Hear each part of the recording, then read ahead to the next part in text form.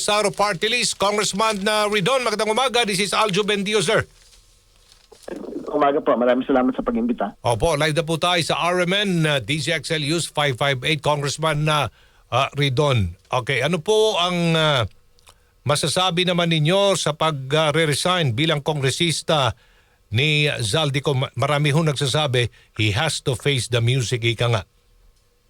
Well, siyempre, isa po ito doon sa panawagan ng ilan po sa mga kasamahan natin sa Kongreso. Ano? So hopefully, masasarap po nito yung ilang mga usapin dito po sa Kongreso. Pero hindi ho natatapos, siyempre, yung kanya pong mga kaso. No? Kasi nag-file na daw po ang ICI sa Ombudsman. So titignan ho nila kung ano ho yung mga particular po na detalye. I think particular dito po sa mga proyekto sa bandang Mindoro, no? So, yan po yung pag-aaralan ng Ombudsman. Kung ali po si Congressman Ko dito po sa mga proyekto pong ito. Okay. Ito'y bunsod din kahapon. Marami hong mga sumabog na mga balita. Ay ito po patutsada naman ni Senator Cheese laban kay Congressman Martin Romualdez sa Flood Control Project. Ano po masasabi nyo na siya daw ang mastermind? So, alam po natin, hindi ko maintindihan yung pinagsasabi ni Senator Cheese, no? Kasi siyempre, pinasaringan niya kasi yung mga tao na meron po script, no? Kaya sumagot din ho tayo na ang totoo, yung pong House Infrastructure Committee na tayo po yung nangunguna, wala naman ho script. Kasi ang totoo, in fact, hindi nga ho lumabas yung pangalan ni Senator Cheese doon po sa amin pong mga unang pagdinig, no?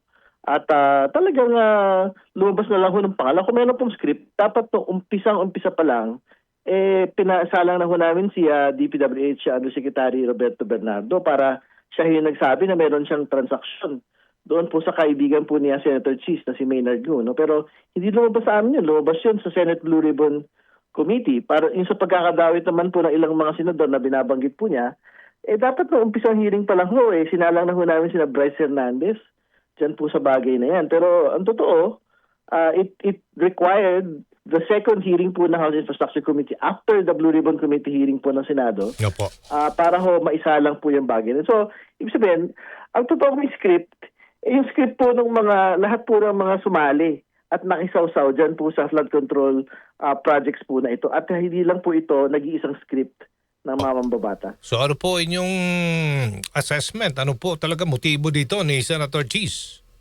Bakit bigla na lang ganun ang kanyang birada sa House of Representatives? Go ahead po. Well, hindi ko naman din alam, ano? Pero ang totoo, ang inaantay ko kahapon, yung kanyang paliwanag doon sa binabanggit po niya Undersecretary Bernardo, doon sa pagbibigay daw po ng pera kay Maynard Ngu, doon po sa Cork Wine Bar. Yung I think talagang gimikan po ng ilang mga senador at ng ilan pong mga tataas na opisyal. Yun yung ina-expect ko na talaga may outright denial. Pero parang wala naman ako narinig ho na pagpapaliwanag po ng Senator Cheese dito sa bagay po na ito. Okay, nagsalita na rin yata dito si Congressman dating speaker, no, na hindi naman talaga walang expose na inilabas si Senator Cheese, kundi talagang script lang talaga.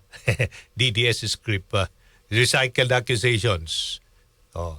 Well, ang binabanggit po ni ng ilang mga tao, actually, hindi naman siya former Speaker Romualdez, para itong audition piece para kay Vice President Sara sa 2028. No? Kasi apparently nandun pala siya, si VP Sara noong araw po na yon, nung pong binigay po ni Senator Cheese ito pong talumpating ito. So, ang totoo naman marami din siya mga binanggit dito. Yung sa na impeachment, alam po ninyo, regardless naman sa totoo lang kung merong mga proyektong ibinigay sa mga kongresista, supposedly, yung sinasabi niyang ganon, dapat pa rin naman talaga ikinasay yung impeachment ng nakaraan. So, hindi ko wala akong bago doon.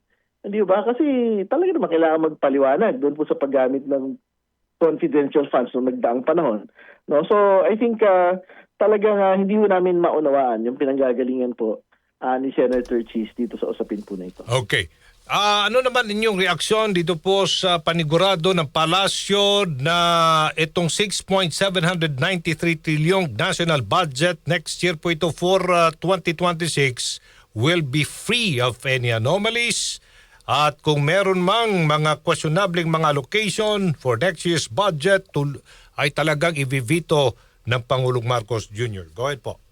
Kailangan talagang masiyasat yung bawat line item dito sa budget po nito. Pero alam po ninyo, maganda yung developments talaga sa Senate Blue Ribbon Committee kasi Ang pinag-usapan lang ho dito, hindi naman yung line item ng budget. Ang pinag-usapan din po doon yung program appropriation. Ibig sabihin, kahit anong galing ng mga senador at congressman ho ngayon, halimbawa, pagiging matapat ho sa bayan na hindi ho sila maglalagay ng mga pang-ghost project tsaka substandard projects.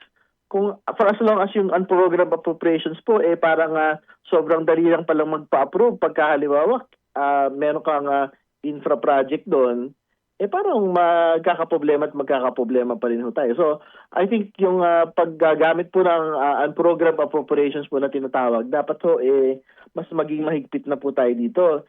Ibig sabihin, dapat talagang nakatali lang po doon sa mga emergency expenses saka disaster-related expenses. So, ibig sabihin, kung infra po ito, dapat mga rehabilitation lang po talaga ng mga infrastruktura, mga tulay, mga kalsada, at iba pang mga ganyang mga bagay. Hindi pwede talaga yung new construction na ikinakasa po sa tinatawag na unprogrammed appropriations kasi hindi ho dumadaan na yan sa Kongreso at Opo. Senado. Ang nagpapasya ho dyan talaga, executive na lang ho. Ibig sabihin, mag-propose sa DPWH tapos i-approve po ng DBM. No? So yan ho, dapat matutukan po ng budget po for next year po yung bagay na yan. Wala na ho kayong pagdinig na gagawin po dyan sa House of Representatives dito po sa manumalyang flood control? Sinuspend na ho namin itong bagay na ito.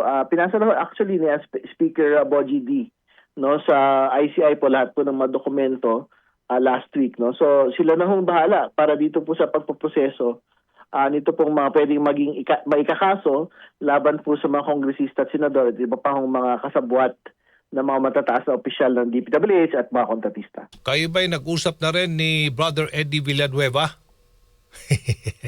Hindi pa. Pero Hindi pa. ipagdadasal ko na lang siya para mawala yung sumpa na parang gusto niyang ikasa no, laban sa akin at laban kay Bryce Hernandez. Ginamit kami bilang bahagi ng kanya pong sermon.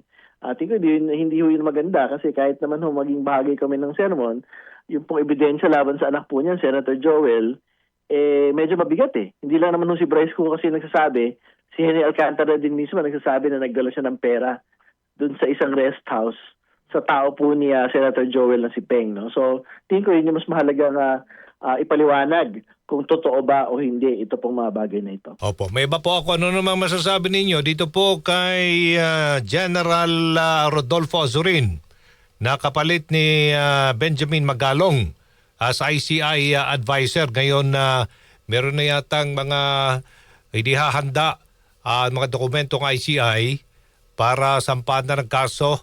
Ito pong 17 ito ang dami ng mga kongresistang involved po dun sa ombudsman. Involved sa anomaly. Go ahead po. Wala man po tayong, siyempre masasabi dyan, welcome mo namin yung agarang pagkakapalit po kay kay Mayor Magalong kasi ang talaga namang concern po talaga ng mga tao kung may conflict of interest ba si Mayor Magalong dito po sa bagay na ito ng kanyang pagiging special advisor. Ultimately, parang nakita ko ng mga kababayan natin, parang merong kaunti, no? Particularly doon sa non-disclosure na meron palang Discaya-linked firm na meron pong nanalong proyekto sa kanya pong kinasasakupan sa Baguio City. So maigi na rin ho na si General Azurin yan dahil una hindi ho politiko at siyempre bilang dating PNP chief, siguro may kagalingan naman ho siya dito sa usapin po ng pag-iimbestiga ng iba't ibang mga kaso. Okay, maraming salamat Congressman Terry Ridon, Bicol Saro Party List. Good morning. At magandang umaga po. Good morning, thank you. Si Aljo Bendijo sa